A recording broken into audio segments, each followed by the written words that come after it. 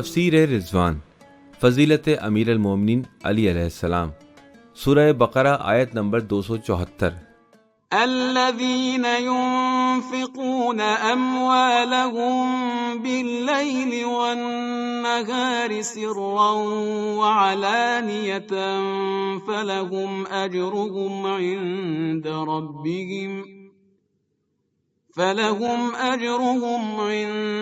ربهم ولا خوف عليهم ولا هم يحزنون۔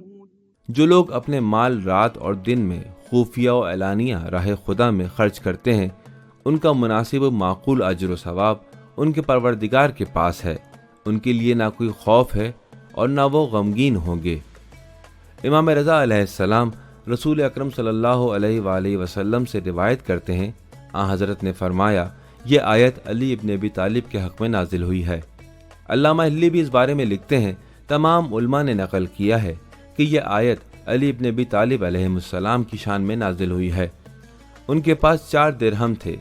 1 درہم رات میں، 1 درہم دن میں، 1 درہم کو خفیہ اور 1 درہم کو اعلانیہ اللہ کی راہ میں خرچ کر دیا۔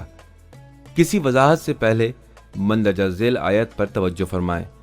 اے وہ لوگوں کے جو ایمان لائے ہو، جب چاہو کہ رسول خدا کے ساتھ خصوصی بات کرو تو اس سے پہلے راہ خدا میں صدقہ دو، یہ تمہارے لیے بہتر اور پاکیزہ عمل ہے۔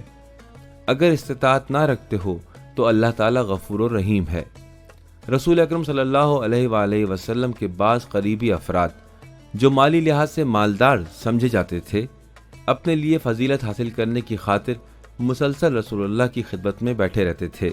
اور ان سے خصوصی طور پر باتیں کرنے کی غرض سے آن حضرت کو مشغول رکھتے تھے۔ یہ کام جہاں نبی مکرم صلی اللہ علیہ وآلہ وسلم کے وقت کا ضیاع ہوتا، وہاں مالداروں کے لیے ایک شرف بھی شمار کیا جاتا، یہاں تک کہ سورہ مجادلہ کی آیت نمبر 12 نازل ہوئی۔ اس آیت کے نازل ہونے کے بعد چونکہ نبی اکرم صلی اللہ علیہ وآلہ وسلم سے نجی ملاقات کے لیے راہ خدا میں صدقہ ضروری ہو گیا تھا، اس لیے وہ تمام لوگ جو کل تک حضور اکرم صلی اللہ علیہ وآلہ وسلم کی بارگاہ میں حاضر ہونے کے لیے وقت کی تلاش میں ہوا کرتے تھے، انہوں نے حضور اکرم سے نجی ملاقاتیں چھوڑ دیں اور پھر آن حضرت کی خبر تک نہیں لیتے تھے، اور یہ سوائے کنجوسی اور راہ خدا میں پیسے خرچ نہ کرنے کے سوا کچھ نہیں تھا۔ اس واقعے کے بعد ایک اور آیت یوں نازل ہوئی،